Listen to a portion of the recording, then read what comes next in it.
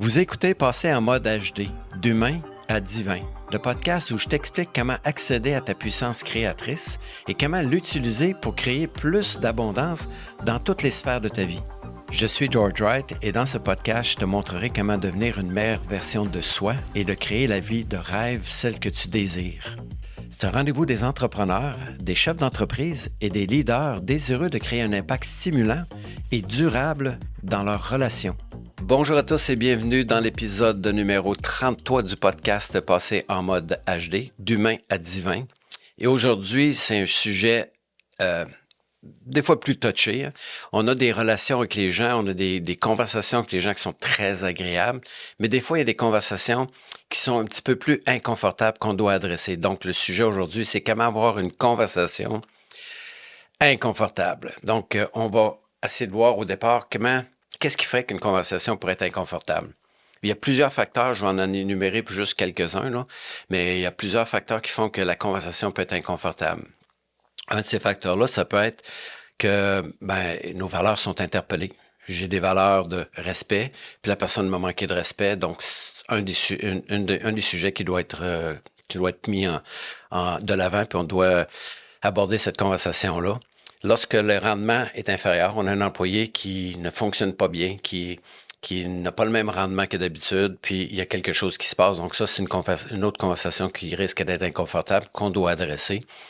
Lorsqu'un employé a une mauvaise attitude, souvent, on engage des gens pour leurs compétences de travail, puis on les met dehors parce qu'ils sont incompétents dans leur relation. Ils ont une mauvaise attitude, et ça a un impact sur l'ensemble d'équipe. Puis des fois, on retarde à adresser cette situation-là, et ça a un impact énorme sur l'esprit d'équipe, sur le leadership, parce que si on ne prend pas une décision, puis de passer à l'action, puis d'adresser cette situation-là, ça peut avoir un impact sur notre leadership. Les gens vont mettre en doute notre leadership, puis notre façon de communiquer. Lorsqu'un conflit perdure entre deux employés, souvent on va être témoin qu'il y a un conflit entre deux personnes, puis on ne veut pas intervenir parce que on n'est pas à l'aise avec nos émotions, on n'est pas à l'aise avec gérer des conflits, puis qu'est-ce qui pourrait arriver. Mais bref, ça, c'est quelques exemples. La liste pourrait être plus longue que ça.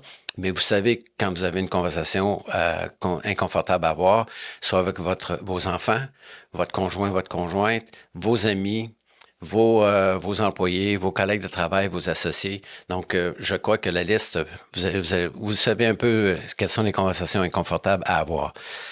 Ce qu'il faut éviter quand on a une conversation inconfortable, c'est de fuir la conversation. C'est de faire semblant que la conversation n'existe pas. Puis dans le module, pas le module, mais plus l'épisode où j'ai parlé de la relation, je disais qu'on est responsable de ce qu'on dit puis de ce qu'on ne dit pas. Si on ne dit rien, on est responsable. Si on ne fait rien, on est responsable. On peut pas dire le problème est chez l'autre, je fais rien avec parce que j'ai une responsabilité.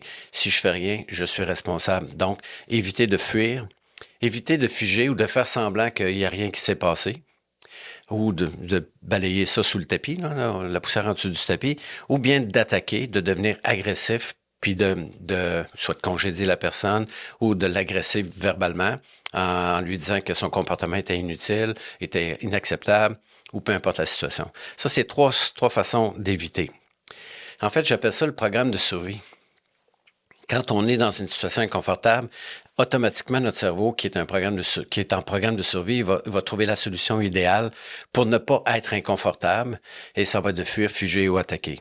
Puis il y a un autre épisode que j'ai fait là-dessus au complet, fait que je vous invite à aller fouiller dans la liste des 33 podcasts, puis vous allez le trouver. Ce qu'on fait maintenant, la première chose, c'est d'être conscient que la situation est là, c'est de ne pas faire l'autruche, c'est de dire, OK, il y a une situation inconfortable ici, qu'est-ce que je fais avec ça? C'est la première, c'est de prendre conscience, de reconnaître qu'il y a une situation, d'accepter que de l'adresser, cette situation-là, ça va être un défi. Ce ne sera pas nécessairement un walk in the park, comme on dit.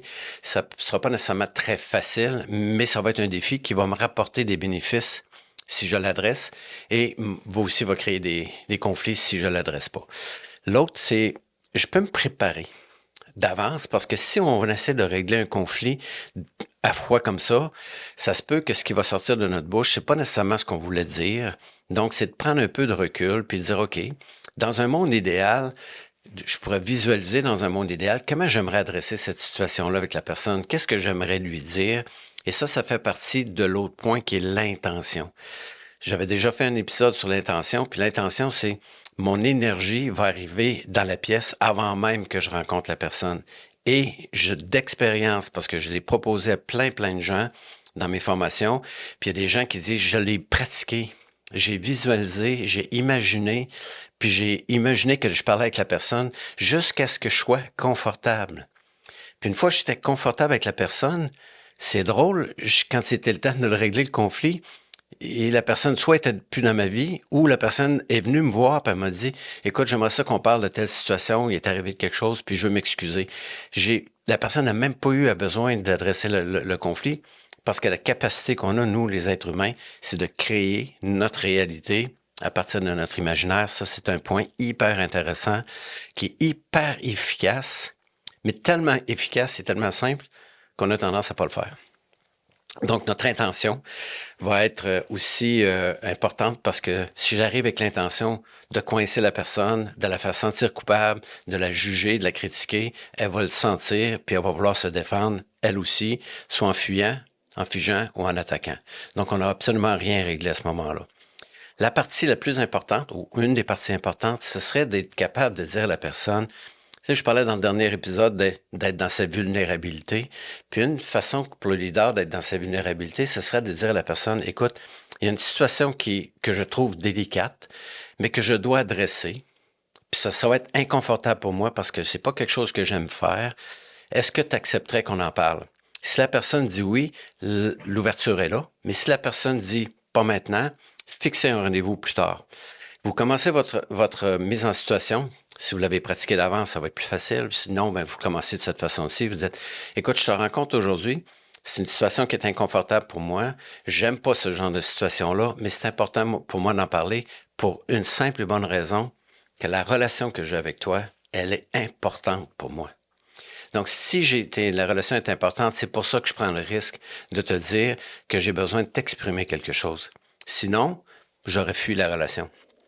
Donc, de dire à la personne, de lui demander la permission en lui mentionnant que vous avez une situation qui est inconfortable puis vous voulez l'adresser parce que c'est important pour maintenir la relation que vous avez, ça va être un élément très, je dirais, ça va être une base solide pour que la personne puisse comprendre qu'elle n'est pas jugée, elle ne sera pas critiquée, elle ne sera pas mise dehors, elle ne sera pas rejetée, abandonnée, mais elle va avoir l'opportunité d'échanger avec moi sans que je sois la personne qui va la coincer, la peinturer dans le coin puis la faire sentir coupable.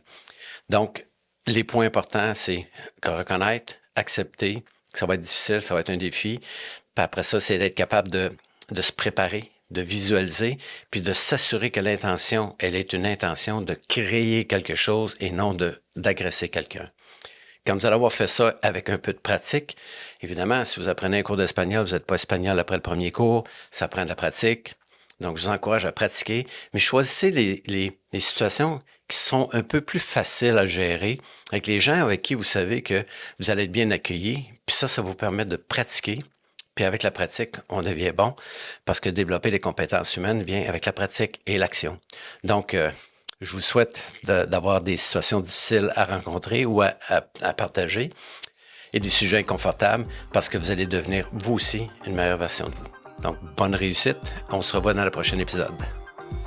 Merci d'avoir pris le temps d'écouter le podcast jusqu'au bout. Si tu es rendu ici, c'est que le sujet t'a probablement intéressé. Ma mission est évidemment d'impacter le plus positivement possible les leaders de ce monde. Si tu veux contribuer à ma quête, je t'invite à partager ce podcast avec tes connaissances, tes amis, via les réseaux sociaux. J'aimerais aussi lire tes commentaires.